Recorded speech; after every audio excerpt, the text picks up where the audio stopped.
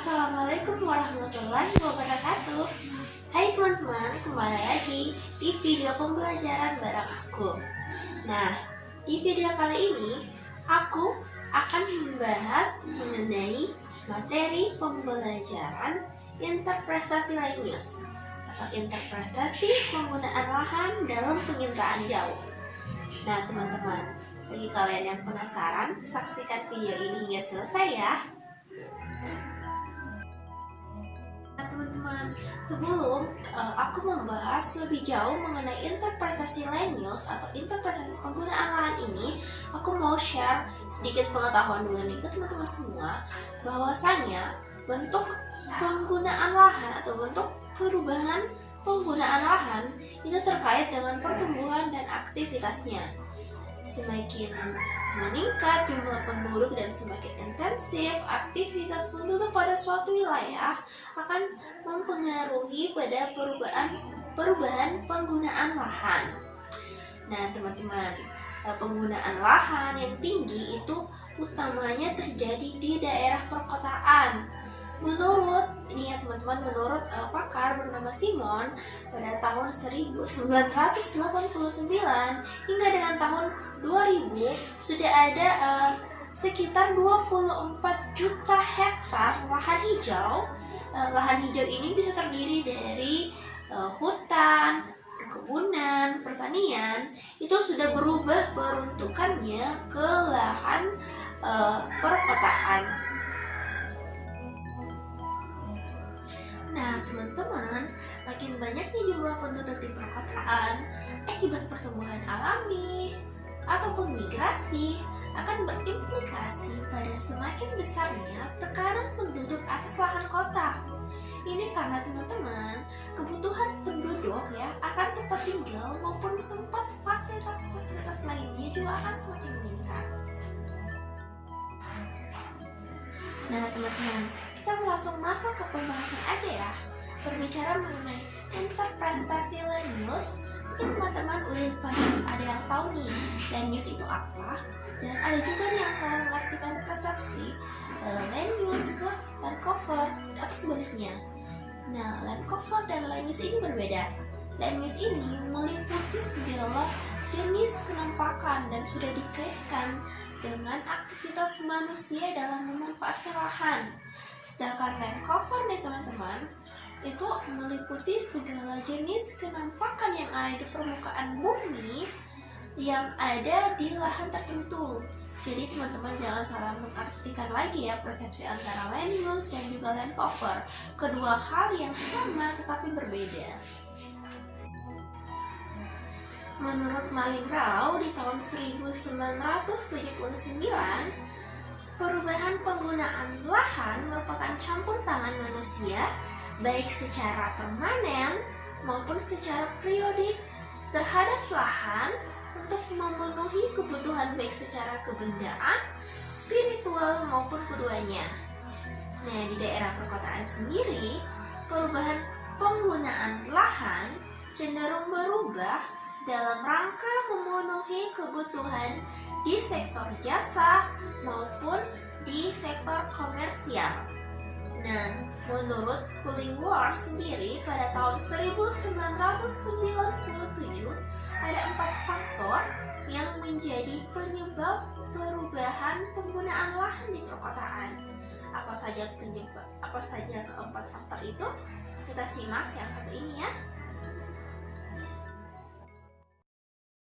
Menurut Cullingworth, di tahun 1997, perubahan penggunaan lahan yang cepat di perkotaan dipengaruhi oleh 4 faktor. Faktor yang pertama adalah konsentrasi penduduk dengan segala aktivitasnya.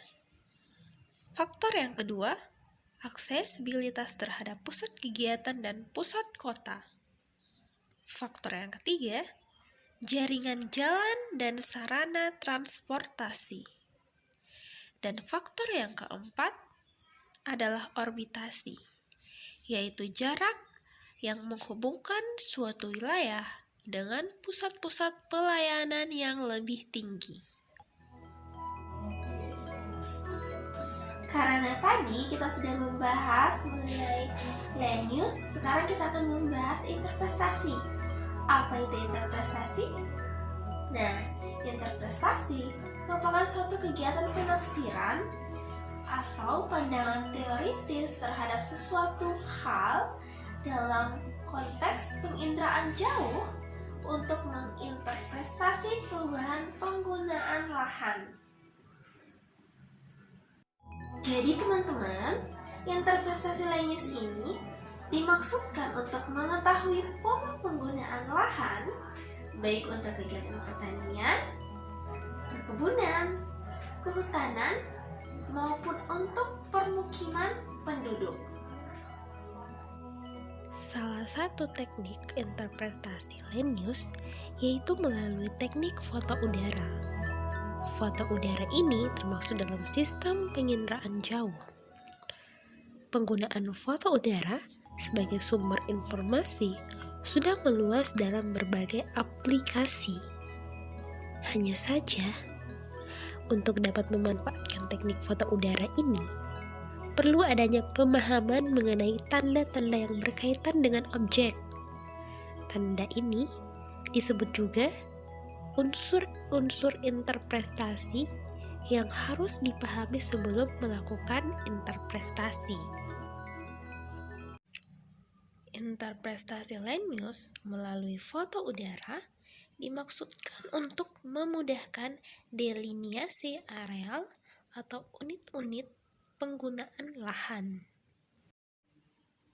Adapun unsur-unsur interpretasi menurut Sutanto di tahun 1997 sebagai berikut. Yang pertama, rona dan warna.